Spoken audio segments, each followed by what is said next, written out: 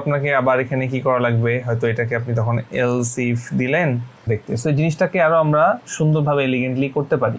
So দেখেন আমরা কি করলাম, আমরা একটা ফ্যাক্টরি ক্লাস ডিক্লেয়ার করলাম, যে ফ্যাক্টরিটা আমাদের যে ইনিশিয়ালি যে ইন্টারফেসটা আমরা ইমপ্লিমেন্ট করেছিলাম, যে ইন্টারফেসটার মধ্যে আমরা একটা এনাম নিয়েছি। সো দেখেন আগের কোডটা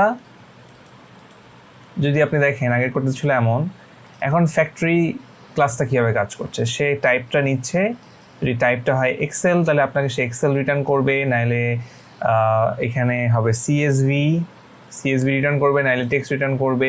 সো ফিউচারে যদি কোনো একটা নতুন টাইপ আসে, আপনি জাস্ট ইজিলি এখানে লেটস সে পিডিএফ হবে, রাইট, বা সামথিং আপনি বলে দিতে পারবেন। সো জিনিসটা হয়তো দুইটাই ইফ এলস, কিন্তু দেখেন জিনিসটা এখন আপনার পুরা অবজেক্ট ক্রিয়েশন লজিকটা একটা জায়গায় সেপারেটেড। এটা আপনার মেইন কোড বেজের মধ্যে কোথাও ডিপেন্ডেন্সি